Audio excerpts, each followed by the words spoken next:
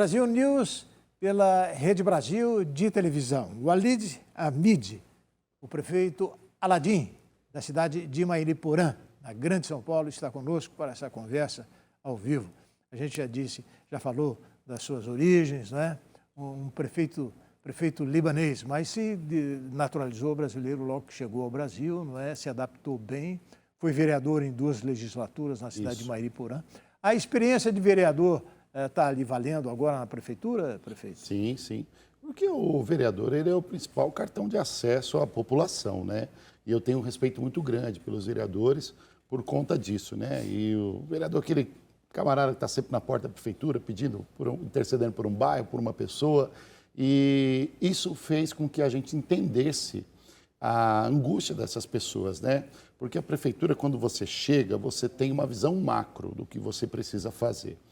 E se você tiver realmente bem planejado do que você precisa fazer, estudar a gestão pública, você sabe que antes de você pôr um asfalto, você tem que ter água e esgoto embaixo, né? Antes de você pavimentar um lugar plano, porque convém a alguns eleitores, não, você pavimentou a subida onde o ônibus escolar ou o coletivo sobe, opa, tem que fazer essas planilhas. E esse tipo de angústia com que eles nos trazem, e eu fui vereador, a gente conseguiu ouvir de perto, porque às vezes, como vereador, eles falam coisas que eles não falam em casa para nós.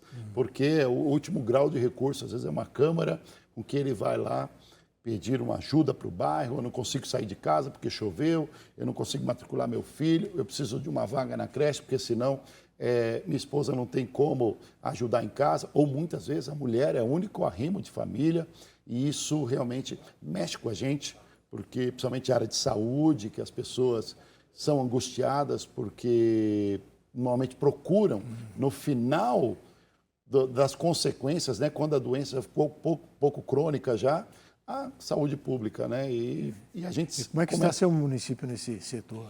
Olha, com relação à saúde, olha, nós tive o prazer de inaugurar, mano, o primeiro hospital público da cidade. Não tinha. Mariporã tem mais de 100 mil habitantes, não é? Eu acredito que pelo censo vai dar 113. Eu acredito que o censo agora, que não computou totalmente, não finalizou, vai dar 113.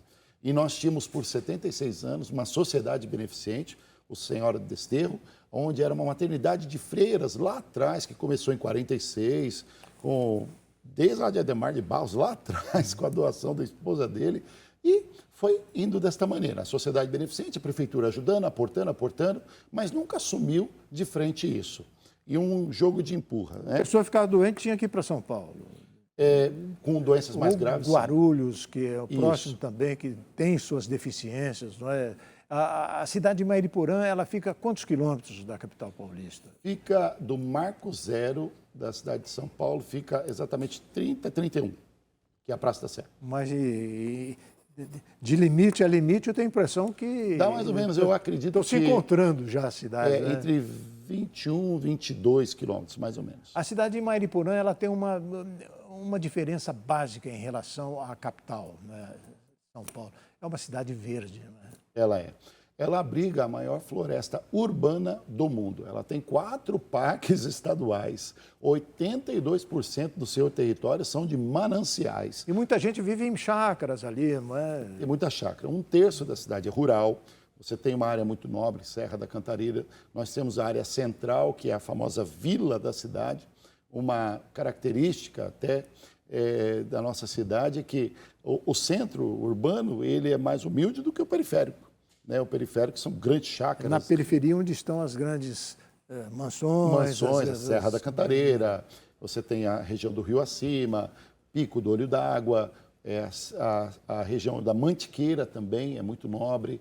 Então a gente tem áreas muito nobres. A cidade é servida pela rodovia Fernão Dias, que é o caminho, para quem não sabe, quem é fora, quem está nos ouvindo lá, acompanhando essa conversa, de Belém do Pará, ou mesmo no sul do Brasil, não pode até não ter ideia. Fernão Dias é uma estrada de muito movimento, ligando São Paulo a Belo Horizonte. A nossa estimativa é que passam 100 mil veículos em frente à nossa cidade, sentido Minas Gerais, sábado e domingo.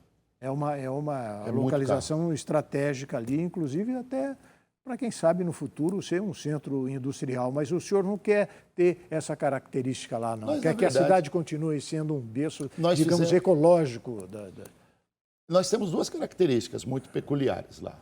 Em 1970, o prefeito Salotti, ele criou, dentro da lei 1176 de 72, que é a Lei de Proteção dos Mananciais, ela foi substituída pela 15790 de 2015, que regularizou essas áreas de mananciais, fora da área de mananciais, um polo industrial.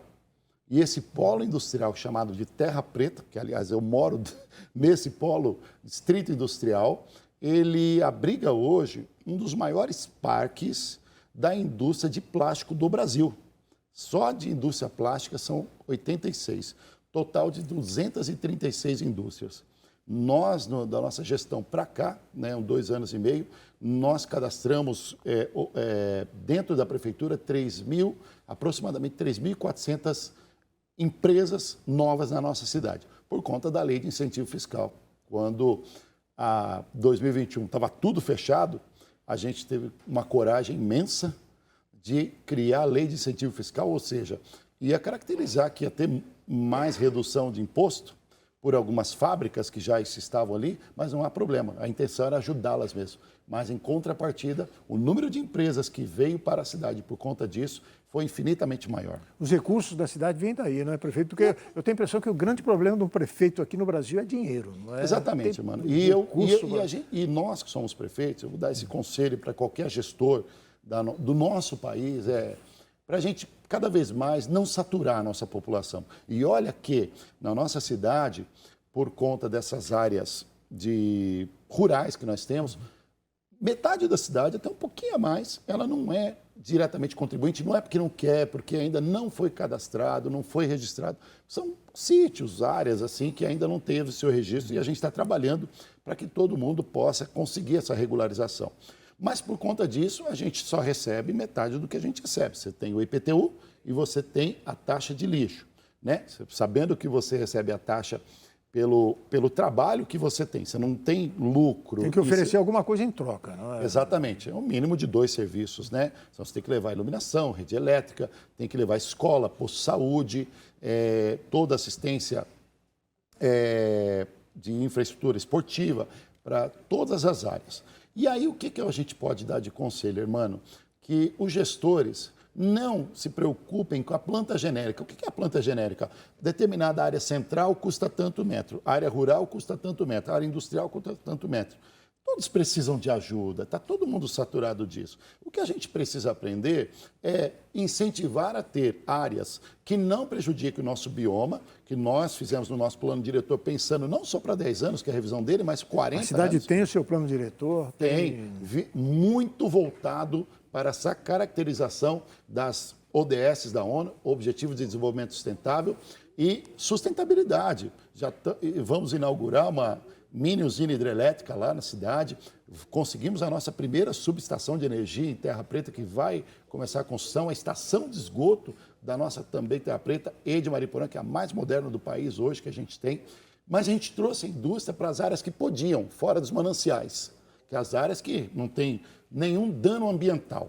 E com esse incentivo, a gente conseguiu saltar, mano, de 240 milhões de reais da arrecadação para hoje, o nosso orçamento 2022, hoje, 486 milhões. Então, a gente conseguiu mais que dobrar a nossa arrecadação sem aumentar impostos, né? Há aquela inflação obrigatória pelo Tribunal de Contas da União, que obriga você a fazer aquele repasse da inflação, IGPM, e isso é obrigatório. Mas da prefeitura nós não fizemos isso, para não saturar a nossa população. Então, como que a gente cresce? A partir do momento que o seu industrial vende mais, incentivar ele a vender mais, fazer água chegar nele, que não chegava, fazer esgoto chegar nele. E a chamada parceria com a iniciativa privada também. A PPP, sim, inclusive a gente acabou de aprovar isso e já está uma saída, não é? Porque o dinheiro é pouco, não é? O que a gente precisa, o que eu enxergo como administração pública, irmão, isso a gente tem que validar para todos os nossos gestores da nossa nação, inclusive dialogar isso com o Tribunal de Contas, é que a terceirização era uma saída rápida para resolver alguns problemas. Você tem um lado dos funcionários efetivos que também é muito bom, que eu não tenho que reclamar dos meus lá, mas a prefeitura ela tem que ser como o governo federal tem agido. O governo federal ele funciona como uma agência que regula essas concessões, que regula esse serviço, seja terceirizado, seja uma concessionária, como o Estado de São Paulo regula as concessionárias de água, que é a Sabesp, a concessionária de energia, cada cidade é uma Enel, em São Paulo, Electro, em 233 municípios do nosso Estado de São Paulo. Então, você tem a ANAC, que coordena a aviação civil, a Anatel, a Telefônica. Então, você coordena isso. É mais fácil para o governo ele coordenar isso do que ter que operar. E aí a gente consegue o serviço de excelência. Nós vamos agora partir para mais um intervalo e continuar essa nossa conversa ao vivo aqui com o prefeito de Mairiporã, prefeito Aladim. Nós voltamos já.